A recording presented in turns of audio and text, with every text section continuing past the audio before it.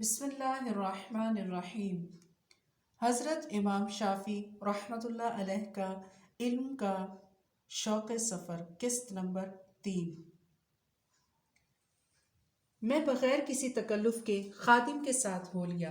مسجد کے دروازے پر پہنچا تو خادم نے بڑے احترام سے کہا، امام مالک کا ارشاد ہے کہ میں مکان تک آپ کو سواری پر لے جاؤں، اور جلد ہی ایک بنا سجا خچر لے کر آ گیا۔ جب میں اپنے جسم کے پھٹے پرانے کپڑوں کے ساتھ اس سجے سجائے خچر پر بیٹھا تو اپنے چیتھڑوں پر بڑی شرم آئی اور اپنی کلاشی بری طرح کھٹکنے لگی۔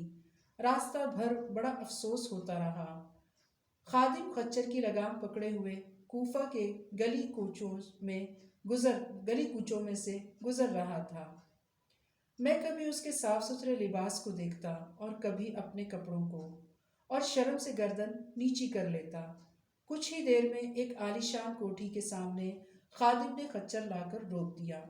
کیا دیکھتا ہوں کہ کوٹھی کے دروازوں اور پھاٹکوں پر گنگا جمنی نقشہ و نگار بنے ہوئے ہیں۔ یہ دیکھ کر مجھے حجاز والوں کی غریبی اور ناداری یاد آ گئی، اور بے اختیار میری آنکھوں سے آنسو نکلنے لگے۔ اسی حالت میں میری زبان سے نکلا، افسوس، عراق والے تو سونے چاندی سے اپنے گھروں کو سجائے ہوئے ہیں، اور حجاز والے گوشت کی بوٹیوں اور سوکھی گٹھلیوں کو ترس رہے ہیں۔ میں رو رہا تھا کہ اسی وقت امام محمد بھی تشریف لے آئے۔ مجھے روتا دیکھ کر ان کے ذہن میں کوئی اور خیال دوڑا، اور انتہائی سادگی سے فرمایا، بھائی، یہ جو کچھ آپ دیکھ رہے ہیں اس سے آپ کوئی برا اثر نہ لیں۔ اللہ کا شکر ہے، یہ جو کچھ بھی آپ دیکھ رہے ہیں یہ سب حلال کمائی کا ہے اور اللہ کی توفیق سے ہے۔ میں ہر سال زکوٰۃ کی پائی پوری پابندی کے ساتھ ادا کرتا ہوں۔ مجھے یقین ہے کہ اللہ اس کی زکوٰۃ کے لیے میری پکڑ نہیں کرے گا۔ میرے دوست دیکھتے ہیں تو خوش ہوتے ہیں، اور جب دشمنوں کی نگاہ پڑتی ہے تو ان کے دلوں پر سانپ لوٹنے لگتے ہیں۔ یہ کہنے کے بعد آپ گھر کے اندر تشریف لے گئے اور تھوڑی ہی دیر میں میرے لیے ایک نفیس جوڑا لے کر آ گئے، اور مجھ سے کہا، بھائی، نہا دھو کر اس کو پہن لیجئے، یہ ایک بھائی کا اپنے بھائی کے لیے محبت کا تحفہ ہے۔ میں نے دیکھا تو بڑی خوشی ہوئی۔ جوڑا کم از کم 1000 کی قیمت کا ہوگا۔ میں نے خوشی خوشی کپڑے پہنے اور آ کر بیٹھ گیا۔ امام صاحب نے میری دل جوئی اور وقت گزاری کے لیے اپنے کتب خانے سے الکتاب الاوسط نکال کر دی۔ اس کا مطالعہ کرتے رہیے، دل بہلے گا۔ میں نے کتاب کو الٹ پلٹ کر دیکھا، بہت پسند آئی، اور شب کو میں نے اسے یاد کرنا شروع کر دیا۔ اللہ کے فضل و کرم سے صبح ہونے سے پہلے پوری کتاب مجھے یاد ہو گئی، مگر امام محمد کو اس کی مطلق خبر نہ تھی۔ کوفے میں اس وقت امام محمد ہی سب سے بڑے مفتی مانے جاتے تھے، اور ان کے فتوے پر سب اعتماد کرتے تھے۔ ایک دن میں ان کے پاس دائیں جانب بیٹھا ہوا تھا کہ ایک صاحب آئے اور انہوں نے آپ سے ایک مسئلہ دریافت کیا۔ امام محمد نے غور سے پوچھنے والے کی بات سنی اور نہایت اطمینان سے فرمایا، بھائی، اس سلسلے میں امام ابو حنیفہ نے اس رائے کا اظہار کیا ہے۔ یہ جواب سن کر میں ذرا کھٹکا اور فوراً بول پڑا، حضرت، آپ سے بھول ہو رہی ہے۔ دراصل اس مسئلے میں امام صاحب کا قول یہ ہے، اور الکتاب الاوسط میں امام صاحب نے یہ مسئلہ فلاں مسئلے کے بعد اور فلاں مسئلے سے پہلے بیان فرمایا ہے۔ اور امام ابو حنیفہ کے الفاظ یہ ہیں۔ امام محمد کو کچھ ندامت بھی ہوئی اور حیرت بھی، فوراً کتاب منگوا ڈالی اور مسئلہ دیکھا تو واقعی میری بات صحیح تھی۔ اسی وقت انہوں نے اپنے جواب سے رجوع کر لیا۔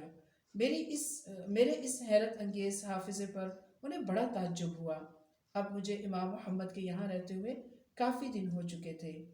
ایک دن امام محمد سے کہا، حضرت، آپ کا سلوک دیکھ کر تو جی چاہتا ہے کہ آپ کے پاس سے کہیں نہ جاؤں، لیکن جس مقصد کی خاطر میں اپنی بوڑھی ماں کو چھوڑ کر نکلا ہوں اس کا تقاضا ہے کہ آپ مجھے اب اجازت دے دیں۔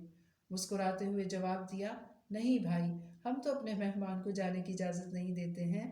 جب میں نے اصرار کیا تو فرمایا، اچھا، ایک شرط ہے، میرے پاس جو مال و دولت ہے اس میں سے آپ آدھا قبول کر لیجئے تو جا سکتے ہیں۔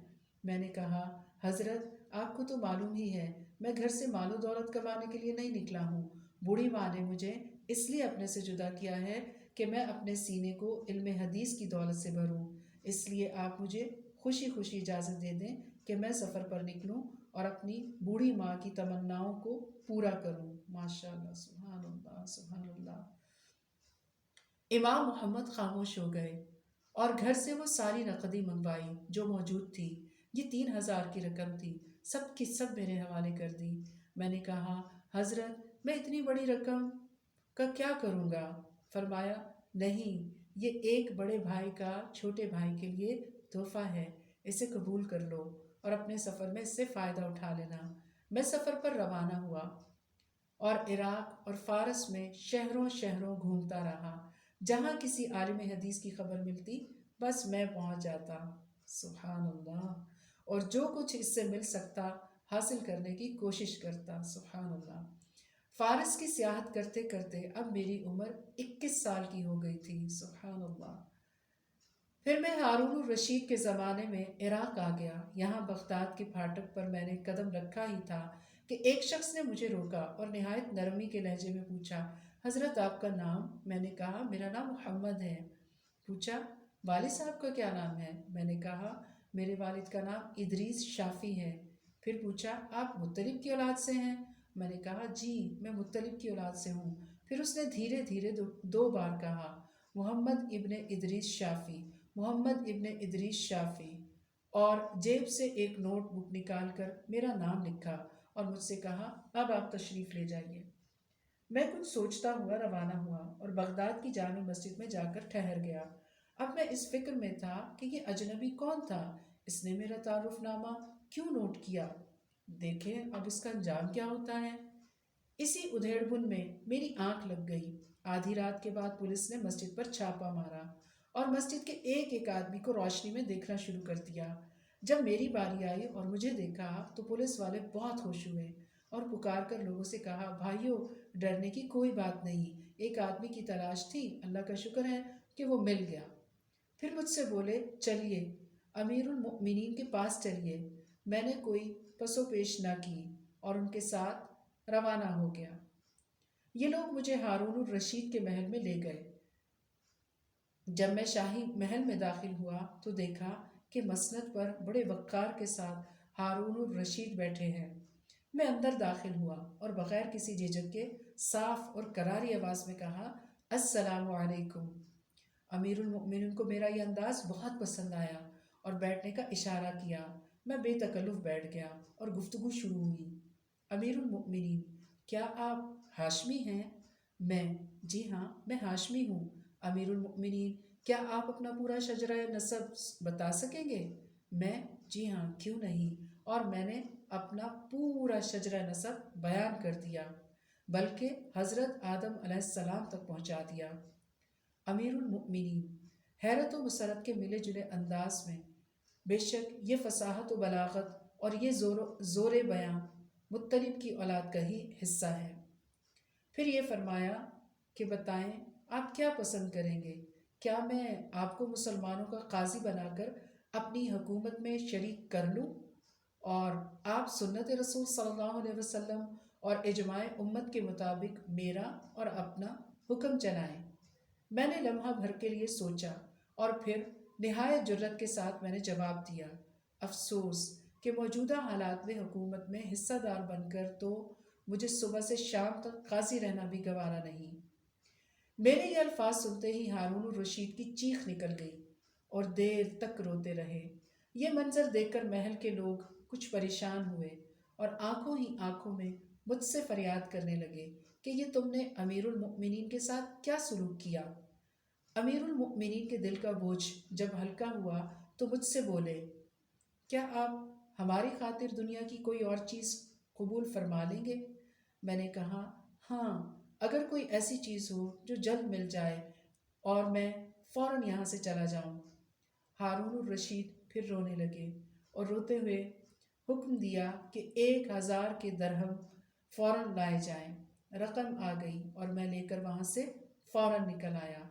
جب محل سے نکلنے لگا تو خلیفہ کے غلام اور نوکر چاکر دوڑ پڑے، سب نے مجھے گھیر لیا اور بولے، اپنے انعام میں سے ہمیں بھی کچھ دلوائیں۔ مجھے یہ بات اچھی نہیں لگی کہ ان کو جھڑک کر میں نکل آؤں۔ میں نے کہا اچھا یہ بتاؤ تم کتنے آدمی ہو، اور میں نے اتنے ہی آدمیوں پر وہ رقم برابر تقسیم کر دی۔ میں وہاں سے چند درہم لے کر اللہ کا شکر ادا کرتا ہوا پھر بغداد کی جامع مسجد میں آ گیا۔ چند گھڑی آرام کیا اور فجر کی اذان ہو گئی۔ فجر کی نماز ایک نوجوان نے پڑھائی۔ نوجوان کی تلاوت مجھے بہت بھائی۔ قرآن بہت اچھے انداز سے پڑھتا تھا، لیکن پڑھا لکھا کچھ زیادہ نہیں تھا۔ نماز میں اس سے غلطی ہو گئی اور اس کی سمجھ میں نہ آیا کہ اب کرے تو کرے کیا کرے، اور سجدہ سہو کیے بغیر ہی اس نے سلام پھیر دیا۔ میں نے کہا بھائی، نماز پڑھانے والے کو کم از کم نماز کے مسائل تو معلوم ہی ہونے چاہیے۔ نماز کہاں ہوئی؟ نماز تو لوٹانا پڑے گی۔ اس نے خاموشی کے ساتھ نماز لوٹائی۔ اس کی سعادت اور شرافت سے میں بہت متاثر ہوا، اور میں نے اس سے کہا بھائی جاؤ قلم اور کاغذ لے آؤ، میں تمہیں سجدہ سہو کے مسائل لکھ کر دے دیتا ہوں، تم یاد کر لینا۔ وہ شکریہ کے کلمات کہتا ہوا گیا اور فوراً قلم اور کاغذ لے کر آ گیا۔ اللہ نے میرا ذہن بھی کھول دیا اور میں نے وہیں بیٹھے بیٹھے سجدہ سہو کے مسائل پر 40 جز کی ایک مفصل کتاب لکھ ڈالی۔ کتاب تیار ہوئی تو میں نے نوجوان سے نام پوچھا۔ اس نے اپنا نام زعفران بتایا۔ میں نے چونکہ یہ کتاب اسی کی خاطر لکھی تھی، اس لیے کتاب کا نام بھی اسی کے نام پر کتاب الزعفران رکھ دیا۔ مجھے بغداد میں رہتے ہوئے اب پورے 3 سال ہو چکے تھے۔ ہارون الرشید کا اصرار اب بہت بڑھ گیا تھا کہ میں کوئی نہ کوئی عہدہ ضرور قبول کر لوں اور اپنی صلاحیتوں سے امت کو فائدہ پہنچاؤں۔ چنانچہ امیر المؤمنین نے مجھے نجران کا تحصیلدار بنا دیا اور میں وہاں کی زکوٰۃ وصول کرنے لگا۔ مگر میں پڑھنے پڑھانے والا آدمی، مجھے بھلا ان کاموں سے کیا دلچسپی ہو سکتی تھی؟ کچھ ہی دن گزرے تھے کہ حاجی لوگ حج کر کے حجاز سے واپس آنے لگے۔